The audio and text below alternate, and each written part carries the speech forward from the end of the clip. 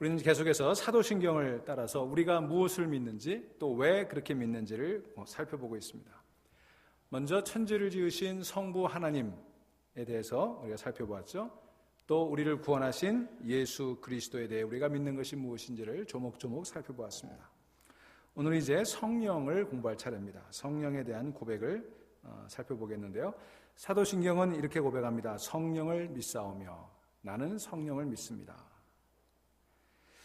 여러분, 성령에 대해서 잘 아세요? 성령, 어렵죠? 성령 그러면 우리 그리스도인들 안에서도 두 가지 극단적인 반응이 나타나는 것 같아요. 어떤 분들은 성령 그러면 대단히 알레르기 반응을 보이는 분들이 있어요. 교회 오래 다니고 믿음이 깊은 분인데도 성령 그러면 왠지 모르게 거부 반응을 나타내는 분들이 있습니다. 그런가 하면 성령파들이 있죠. 뭐든지 성령으로 해석하고 뭐든지 성령으로 귀결되는 그런 분들이 있습니다. 성령 받아야 된다고 얘기하는 그런 분들이 있어요. 자, 이런 극단들을 생각해 보면서 우리가 한번 성령에 대해서 공부해 보도록 하겠습니다. 성령이 어려운 이유는 우리가 성령이라고 얘기할 때 누구를 두고 하는 말인지가 분명치 않기 때문에 그래요. 왜냐하면 예수님은 우리가 만나보지는 않았지만 육신의 몸을 입고 오셔서 예수님이 살아갔던 흔적들이 기록이 되어 있어요. 예수님을 만났던 사람들, 예수님이 했던 말, 예수님이 다녔던 지역들, 이런 모든 것들이 분명하게 남아있기 때문에 예수 그리스도라고 말하면 누구를 말하는지가 분명해요. 또 창조주 하나님에 대해서 말하는 것도 예수 그리스도보다는 좀 어렵긴 하지만 그래도 누구에게나 신에 대한 어떤 그 선이해들이 있기 때문에 우리 하나님에 대해서도 그림을 그리기가 쉽습니다. 하지만 성령이 문제예요. 성령은 예수님처럼 구체적인 모습으로 나타난 적도 없고 하나님처럼 누구에게나 기본적인 전이해가 있는 것도 아니기 때문에 어렵습니다. 믿지 않는 사람들이 신앙생활을 할 때 가장 헷갈리는 게 이 성령에 관한 부분이에요. 근데 믿지 않는 사람들, 초신자들 뿐만이 아니라 오래 믿는 사람도 마찬가지인 것 같아요. 다 아는 것처럼 말하고 우리가 성령에 대해서 노래하고 성령에 대해서 말합니다만 성령이 무엇입니까? 라고 말하면 제대로 대답하는 사람들이 별로 없는 것 같아요. 오히려 성령을 믿는다는 것이 도대체 무엇인지 똑부러지게 설명해달라 이렇게 부탁하는 분들이 꽤 있어요. 목사님, 성령이 뭔지 똑부러지게 설명해 주십시오. 근데 참 안타까운 건 제가 똑부러지게 설명할 수가 없어요. 왜 성령을 똑부러지게 설명할 수 없냐면 성령이 똑부러지는 게 아니기 때문에 그래요. 여러분, 성령이라고 하는 말 한자를 직역하면 거룩한 홀령 그런 뜻이죠. 과거의 영어에서는 Holy Ghost라고 썼어요. 지금은 Holy Spirit이라고 쓰죠. 왜 그렇게 바꿨냐면 Holy Ghost라고 할 때 그 Ghost는 뭐가 생각납니까? 유령, 유령이 생각나잖아요. 홀령을 뜻하는 거잖아요. 여러분, 홀령 그러면 뭐가 떠오릅니까? 월화의 공동묘지 뭐 이런 거 떠오르잖아요. 그죠? 이런 오해 때문에 이제 Holy Ghost라고 하다가 이걸 Holy Spirit이라고 바꾼 거예요. 근데 여러분, 스피릿이라고 하는 말 영어에 뭡니까? 정신 혹은 혼 그런 뜻이죠. 여러분, 정신이 보입니까? 안 보입니까? 정신 보이지 않아요. 하지만 존재합니까? 안 존재합니까? 존재하죠. 여러분, 운동 경기 같은 걸 하다 보면 말이죠. 유심히 관찰해 보세요. 내가 할 때도 그렇고 이게 구경을 할 때도 그렇고 정신력이라는 게 있어요. 정신력. 그죠? 분명히 실력은 뒤지고 형편없이 지고 있는데 어느 순간 갑자기 뭔가 뒤집어지더니 약한 팀이, 지고 있던 팀이 이유를 알 수 없이 역전시켜버리는 거예요. 그때 우리가 뭐의 승리라고 그래요? 정신력의 승리라고 그러죠. 요즘은 한국 스포츠가 굉장히 이제 좀 발달해서 정신력 아니고 실력으로도 이기고 합니다만 옛날에 다 뭐예요? 정신력으로 이기자. 정신력으로 이기자. 그런 거 보면 정신력이라는 게 있어요. 그죠? 분명히 있습니다. 하지만 똑부러지게 정신력이 뭐라고 얘기할 수 있나요? 없죠. 그러니까 똑부러지게 설명할 수 없는 게 정신력인데 똑부러지게 설명할 수 없어도 분명히 있는 것을 알 수 있는 게 정신력이에요. 그게 정신인 것입니다. 자, 스피릿이라고 하는 말에 뿌리가 되는 라틴어 스피리투스라고 하는 말은 숨이라는 뜻이에요. 숨이라는 말이 나중에 정신이라고 하는 말로 이제 발전한 거죠. 무슨 얘기냐면 정신은 마치 숨처럼 보이지 않지만 엄연히 존재합니다. 여러분, 풍선에 숨이 들어가면 어떻게 돼요? 쪼그라졌던 풍선이 부풀어 오르죠. 부풀어 오랐던 풍선이 숨이 빠지면 쪼그라드는 것과 마찬가지예요. 여러분, 지쳐있는 사람에게 숨이 들어가면 다시 살아납니다. 그것처럼 어떤 정신이 사람에게 들어가면 그 정신이 그 사람을 변화시키는 거예요. 쭈그러진 고무풍선 같은 그런 사람이 탱탱하게 부풀어 오르는 그런 사람으로 변화될 수 있다는 것입니다. 이 라틴어의 스피리투스라고 하는 이 단어의 뿌리는요, 히브리어로는 루아흐라고 하는 말을 쓰고 헬라어로는 푸뉴마라고 하는 말로 연결되어 있습니다. 이 두 단어가 다 숨이란 뜻이에요. 숨, 또 바람이란 뜻이 있습니다. 여러분, 성경을 읽어보시면 성경은 일관되게 성령을 하나님의 숨 또는 하나님의 바람이라는 것과 연결시키고 있죠. 성령은 숨처럼 우리에게 들어와 우리의 존재를 변화시키고 바람처럼 우리의 삶의 길을 인도하고 이끌어 가기 때문인 것입니다. 따라서 우리가 사도신경을 고백하면서 나는 성령을 믿습니다라고 고백할 때 우리는 숨처럼 혹은 바람처럼 눈에 보이지 않지만 우리 삶 가운데, 이 세상 가운데 역사하시고 활동하는 초월적인 어떤 존재가 있다는 것을 인정하는 것입니다. 여러분, 이제부터 사도신경을 고백할 때 그 숨처럼 바람처럼 우리 삶 가운데 존재하시는 그 초월적인 그런 존재를 인정할 수 있게 되기를 간절히 바랍니다. 자, 여기까지 얘기하면 우리는 혹시 성령을 어떤 에너지 같은 것으로 오해하기가 쉬워요. 사실 많은 사람들이 그렇게 생각합니다. 하지만 성령을 에너지로 얘기하진 않아요. 성경은 성령을 뭐로 얘기합니까? 인격체로 얘기하죠. 그래서 우리가 성령 뭐라 그래요? 님이라고 붙이는 거예요. 사물에는 님자를 붙이지 않아요. 인격체에만 님자를 붙이는 거예요. 그러니까 성령은 눈에 보이지 않는 바람 같은 존재이고 숨 같은 존재이지만 그러나 동시에 인격을 가진 존재라고 하는 거예요. 여러분, 기압이라고 하는 것은 기압이 변하는 대로 움직이는, 바람이라는 것이 기압이 변하니까 움직이는 거잖아요. 제가 어렸을 때 지난번에 국민학교 동창들을 만날 때 그 얘기하더라고요. 자연 시간에 비가 어떻게 오느냐 선생님이 물으셨대요. 난 기억이 없는데. 그랬더니 제가 기압골의 영향으로 비가 옵니다. 그렇게 대답했대요. 왜 그렇게 대답했냐 그랬더니, 여러분, 제가 어렸을 때 김동완 통보관이라고 아세요? 예, 이 날씨를 이렇게 방송으로 해가지고 굉장히 히트를 쳐서 대중적으로 만든 그 김동완 통보관이 뉴스 시간마다 나와가지고 이렇게 대한민국 지도 이렇게 그려져 있으면 뭐 고기압, 저기압 그러고 내일은 기압골의 영향으로 비가 오겠습니다. 그걸 맨날 들어가지고 선생님이 자연 시간에 비가 왜 오느냐 그랬더니 기압골의 영향으로 비가 왔다 그렇게 되는 거예요. 예. 여러분, 기압이라고 하는 거는, 그러니까 바람이라고 하는 건 기압의 차이에 의해서 움직여지는 게 바람이죠. 하지만 성령은 그 기압의 차이로 불어오는 바람과는 달리 스스로 생각하고 스스로 판단하는 인격적인 존재입니다. 성령은 마치 우리처럼 느끼고 감동하고 기뻐하고 슬퍼하십니다. 그래서 뭐라고 그랬어요? 성령을 슬프게 하지 마라. 바로 이 지점에서 바람과 숨이라는 그 성령의 비유가 한계를 갖게 돼요. 그러니까 바람과 숨만으로는 설명할 수 없는 어떤 부분이 존재하게 되는 거예요.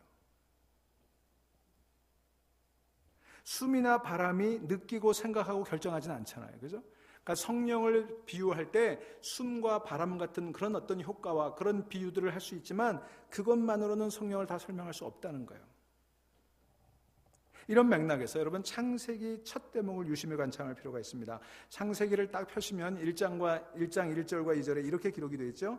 태초에 하나님이 천지를 창조하시니라. 땅이 혼돈하고 공허하며 흑암이 깊음 위에 있고 하나님의 뭐요? 영이, 하나님의 영이 수면 위에 운행하니라. 그렇게 얘기했어요. 하나님의 영이 직역하면 뭐예요? 하나님의 바람, 하나님의 루아하, 하나님의 숨, 그거죠. 물 위에 움직이고 있었다 그랬어요. 여러분, 여기 물 위에 움직이다고 하고 번역된 동사는요, 어미 독수리가 새끼들이 모여있는 둥지 위를 선회하는 모습, 그것을 묘사할 때 쓰는 단어라고 그래요. 그러니까 여러분, 어미 독수리가 그 둥지 위를 괜히 빙빙 돕니까? 그렇지는 않죠. 뭔가를 하기 위해서 그 새끼들을 보호하거나 아니면 새끼들에게 먹이를 갖다 주기 위해서 준비하는 그런 과정이에요. 따라서 성령께서 물 위를 선회하셨다고 하는 것은 그냥 존재했던 것이 아니라 물 위를 선회하면서 창조 사역을 준비하셨던 거예요. 성령께서 온 우주와 세상 만물의 창조에 참여하셨던 겁니다. 하나님 아버지, 성부 하나님만이 아니라 그 성부 하나님의 창조 과정에 성령 하나님이 같이 참여했다는 거예요. 인간이 창조될 때에도 성령께서 참여하셨습니다. 창세기 2장 7절은 이렇게 되어 있습니다.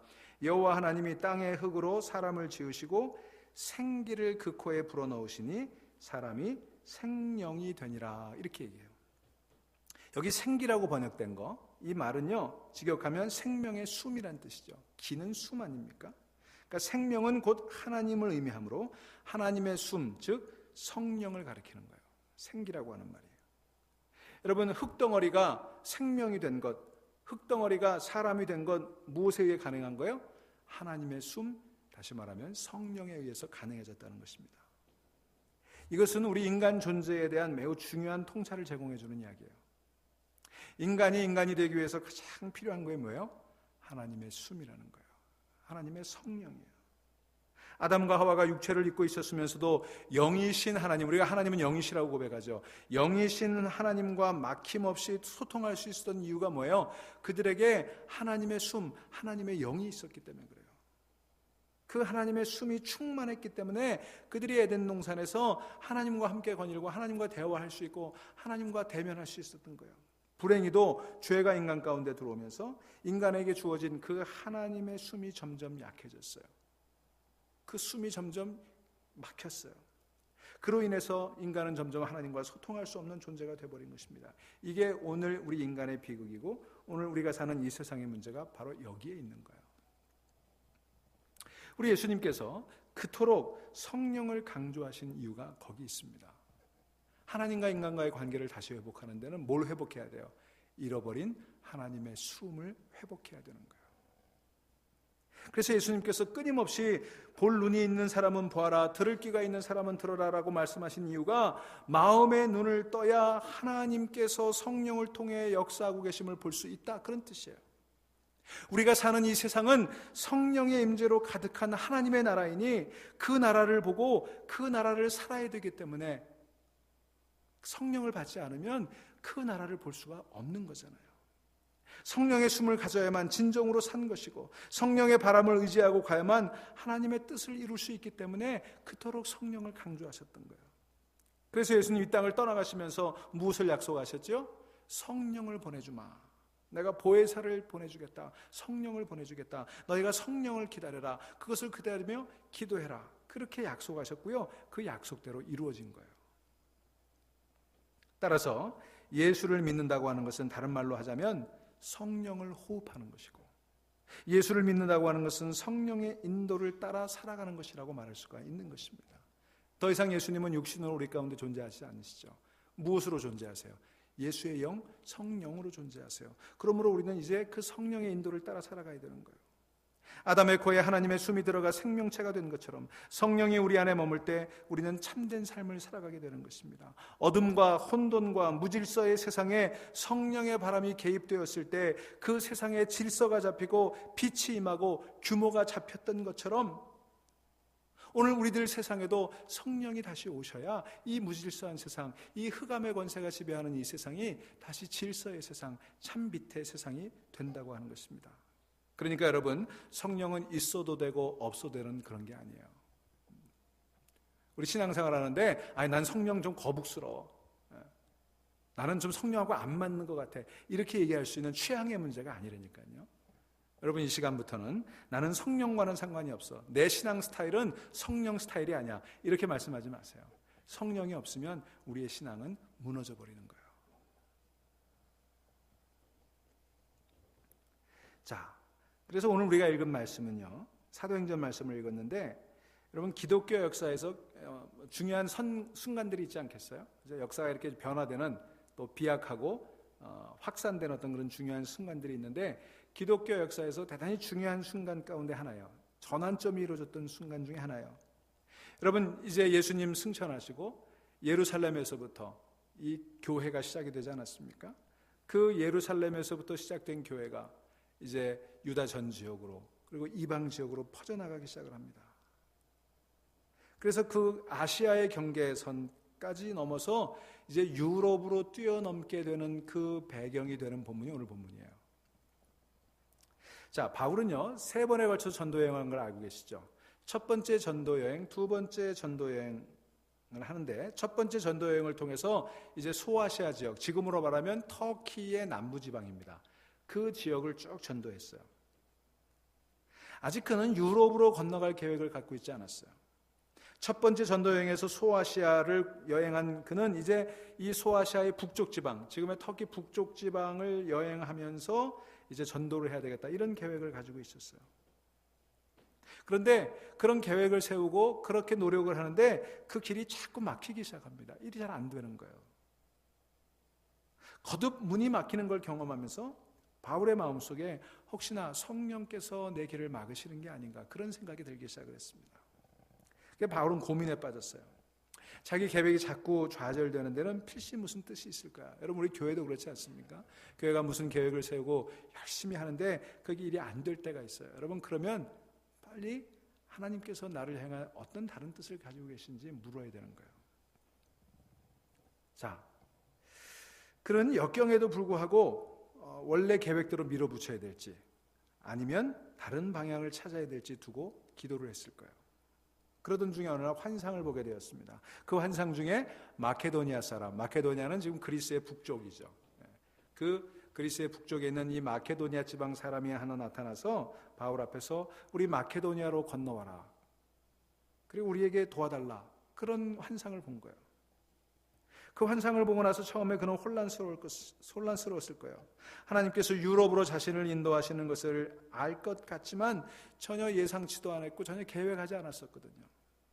그는 유럽 땅을 밟아본 일이 없었습니다. 그 지역에 대한 공부도 없었고 준비도 없었어요. 지금 소아시아에서 계속 전도하고 지금 교회가 막 세워지는 소아시아 지방에 더 많은 교회들을 세우는 그런 계획을 다 세우고 있었는데 갑작스럽게 유럽으로 간다는 건 있을 수가 없는 일이었습니다. 더구나 그 밤에 꿈에 환상이 나타났는데 그 꿈 하나 믿고 그리로 간다는 것은 참 위험스러운 일 아니겠어요? 그래서 여러 날 기도하며 하나님의 뜻을 분별했을 것입니다. 그러다가 마침내 그는 이게 하나님의 뜻이로구나, 그렇게 분별하고 하나님의 뜻으로 받아들이고 순종하기로 했습니다. 그때부터 새로운 길이 열리기 시작했어요. 여러분, 우리가 하나님의 뜻에 순종하기 시작할 때 일이 풀리는 거예요. 혹시 여러분들이 개인적으로나 가정적으로나 또 교회적으로 어떤 일이 막혀 있을 때 여러분 더 철저하게 하나님의 뜻을 순종할 수 있기를 바랍니다. 제가 새벽기도 시간에도 말씀을 드렸습니다만, 믿음이라는 건 내가 무엇을 하든지 하나님께서 내 기도를 들어주실 거야 라고 하는 게 믿음이 아니에요. 무엇을 하든지 하나님이 하시는 게 옳은 거야, 그래서 내가 그것을 따라가겠어 라는 게 믿음이에요. 자, 그래서 바울은 하나님의 뜻에 순종하기로 했습니다. 자, 이 이야기가 오늘 이제 본문인데요. 여기서 우리는 성령의 바람이라는 걸 보게 돼요. 여러분, 바울이 원래 계획했던 방향으로 나아갈 수 없었잖아요. 그 행로를 정하고 그리 나가는데 뭐가 불어왔어요? 역풍이 불어왔어요. 그것도 아주 강력한 역풍이 불어왔어요. 바울은 한 발자국도 앞으로 나가지 못하고 제자리 걸음만 하고 있었습니다.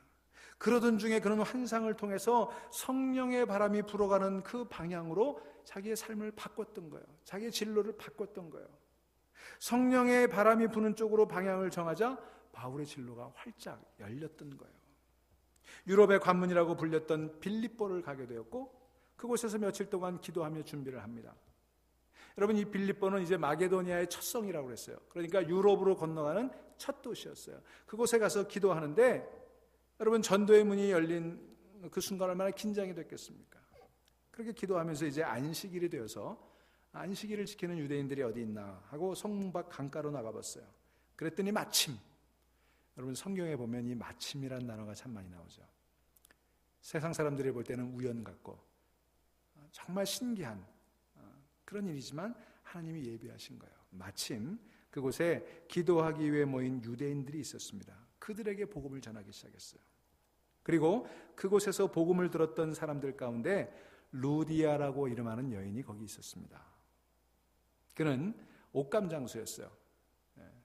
동대문 시장에서 포목 장사를 하는 여인이었어요. 여러분, 동대문 시장 포목 장사가 굉장히 부자예요. 전 몰랐어요.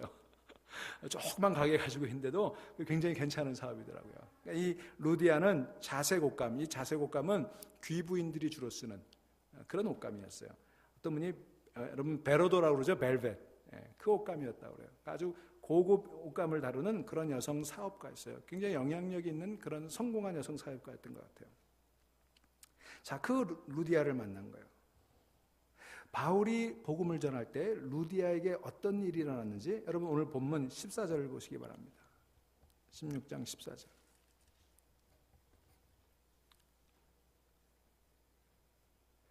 자, 두아디라시에 있는 자색 옷감 장사로서 하나님을 섬기는 루디아라 하는 한 여자가 말을 듣고 있을 때 주께서 그 마음을 열어 바울의 말을 따르게 하신지라. 여러분, 여기서 우리는 성령의 숨, 성령의 바람을 보게 되는 거예요. 성령께서 그때 루디아의 마음에 들어가셨어요. 성령의 숨이 들어가자 루디아는 자기도 모르게 뭐가 열렸어요? 마음의 문이 열렸어요.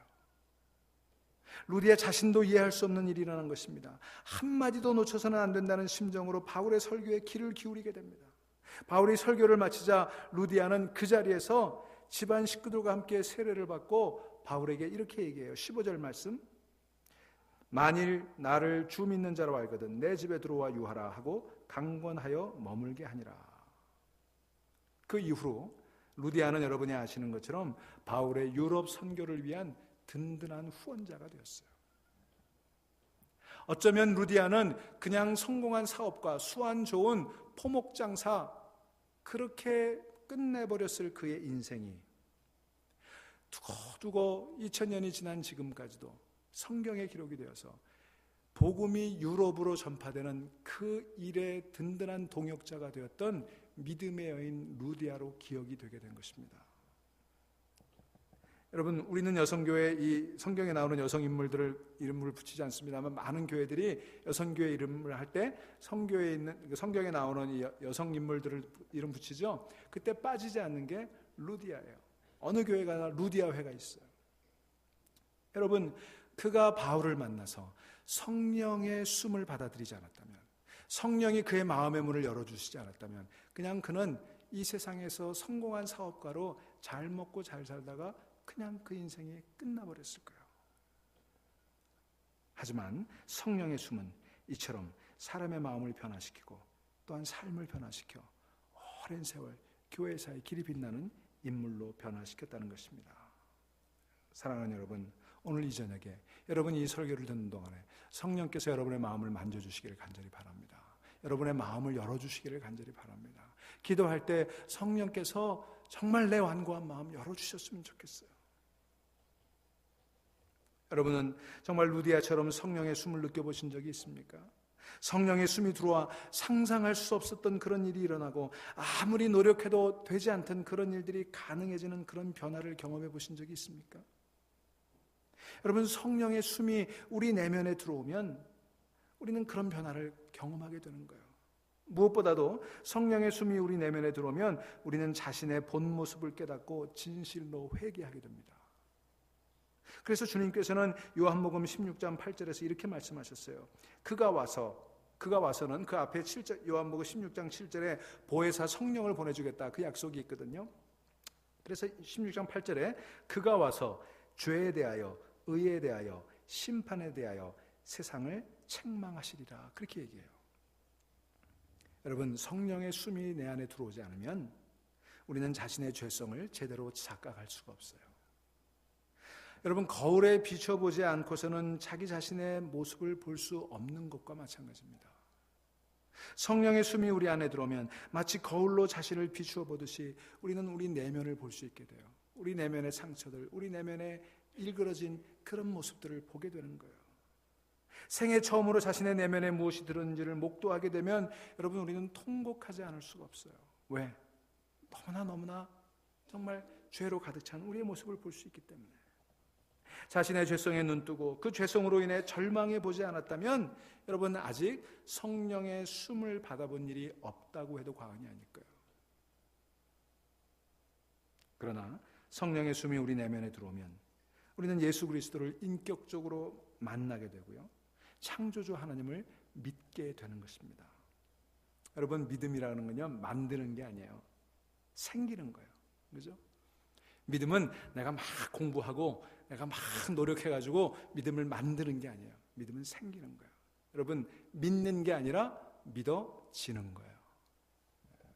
여러분, 믿어지는 역사가 있기를 간절히 바랍니다. 믿으려고 하니까 안 되잖아요. 여러분, 믿음이라는 게 믿으려고 하면 더 안 되는 게 믿음이에요. 우리 사람도 그렇잖아요. 누굴 좀 믿어보려고 하는데 안 믿어져요.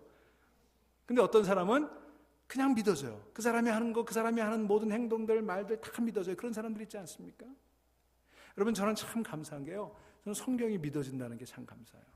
제가 사회과학을 공부한 사람이고 내가 막스주의에 심취했던 사람이었는데 저는 그러면서도 한 번도 성경이 안 믿어져 본 적이 없어요. 저는 성경을 안 믿어보려고 얼마나 애를 썼는지 몰라요.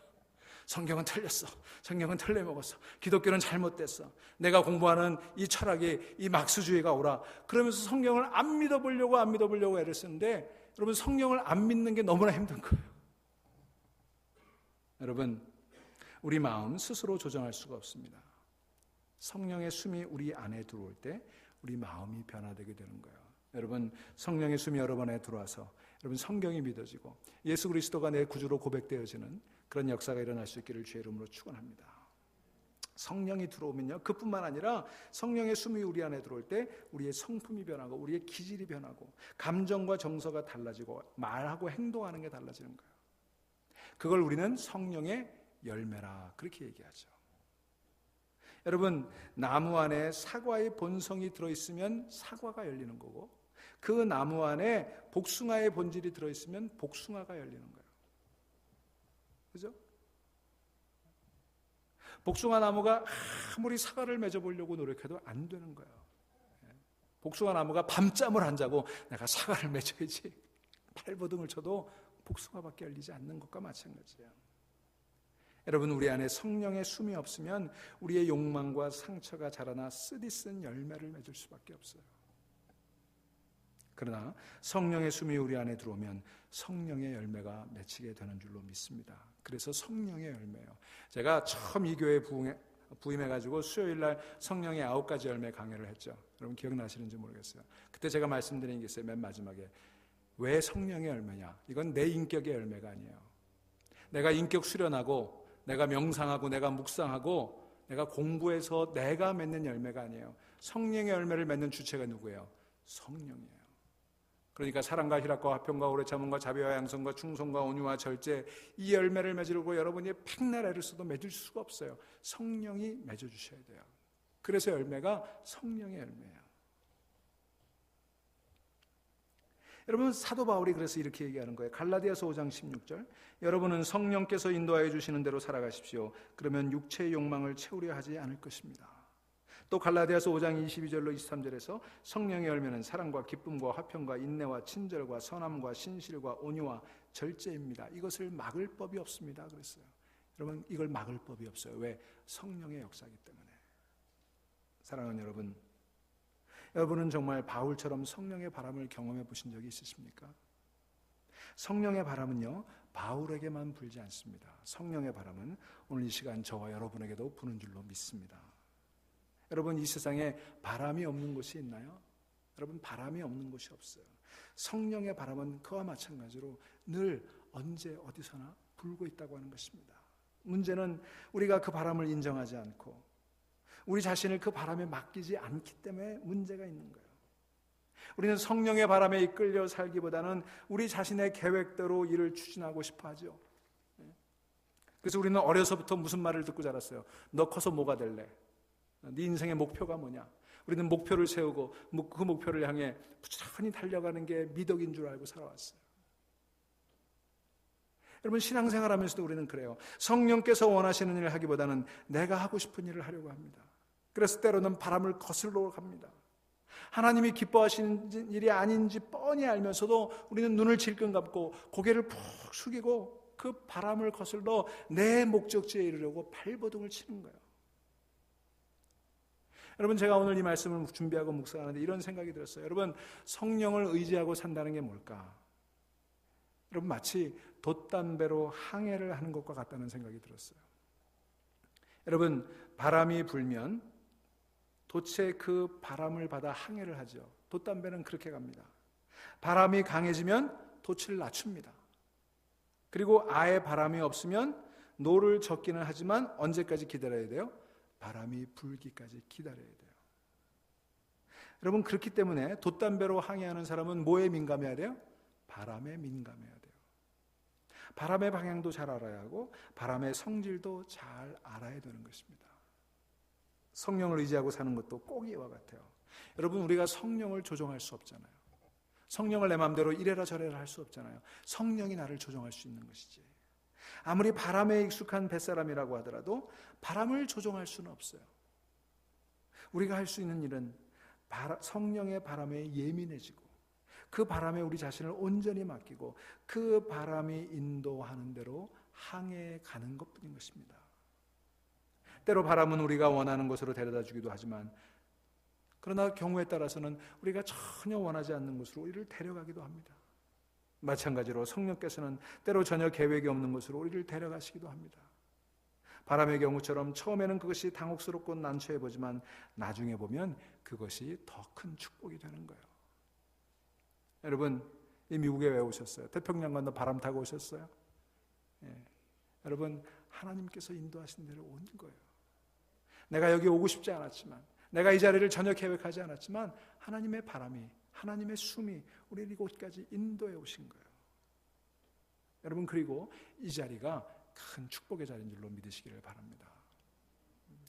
좀 힘들지만, 어렵지만, 내가 생각했던 것과는 다르지만 그러나 그곳이 축복의 자리예요. 오늘날 많은 사람들이 더 이상 돛담배로 항해하려고 하지 않습니다. 배를 움직이는 엔진이 발명된 후 사람들은 돛을 버리고 모터를 찾습니다. 모터가 있으니 이제는 바람을 걱정할 필요가 없습니다. 바람이 거세게 불어도 상관이 없습니다. 가고 싶은 곳이면 어디든지 갈 수 있습니다. 돛을 사용할 때 선장에게 가장 필요한 것은 바람에 관한 지식이었는데 이제는 기계에 대한 지식만 있으면 가고 싶은 데로 갈 수 있다고 믿어요. 그러면 자신이 가고 싶은 곳에 가장 빠른 방법으로 물을 가르며 달려갈 수 있는 시대가 오늘 이 시대가 되었죠. 여러분, 오늘날 우리가 사는 모습이 얼마나 이와 닮았는지요. 성령의 바람에 자신을 맡기고 그분이 인도하는 대로 따라가는 것을 좋아하는 사람이 별로 없습니다.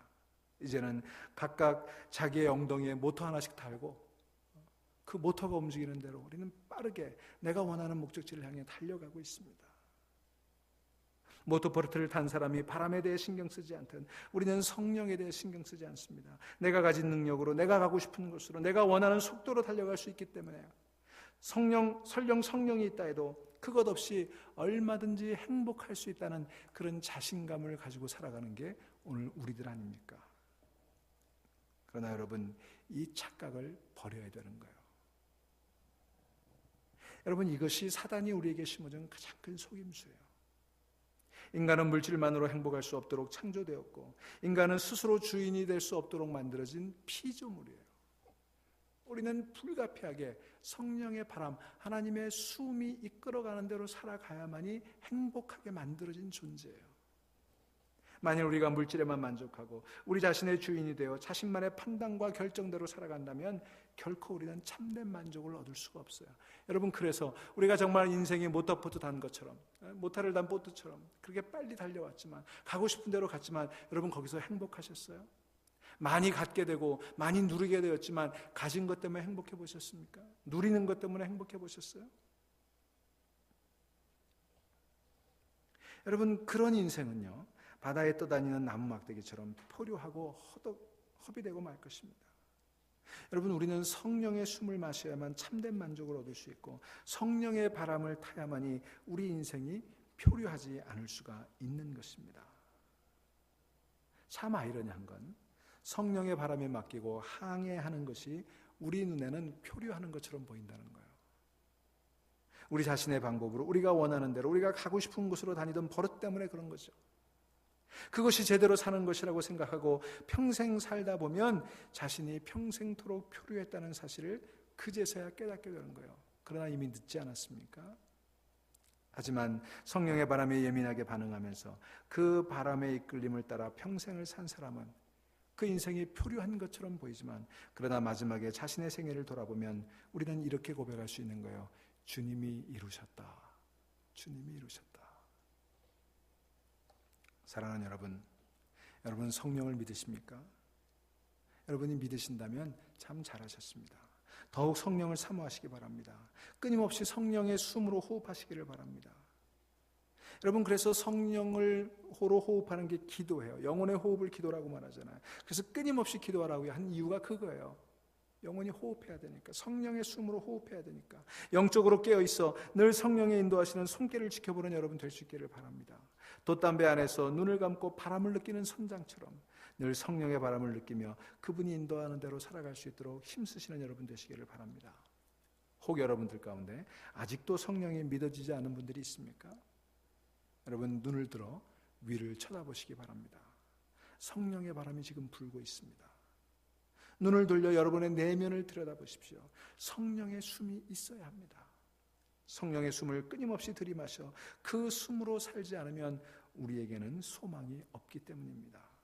성령의 바람에 우리를 맡기고 그 인도를 따라가지 않으면 우리는 열심히 달려가긴 하지만 아무 곳에도 이룰 수 없게 될 것입니다. 그러니 여러분 성령을 믿으시기 바랍니다. 오 성령이시여, 제가 믿습니다. 제게 오셔서 저를 채워주십시오. 저의 영혼을 깨워주십시오. 당신의 손길을 느끼게 해주십시오. 그렇게 기도하시기 바랍니다. 성령께서는 여러분이 숨이 되고 여러분의 바람이 되기를 간절히 원하시며 지금도 기다리고 계십니다. 여러분, 우리가 사도신경을 고백하면서 성령을 믿사오며, 이 고백, 나는 성령을 믿습니다.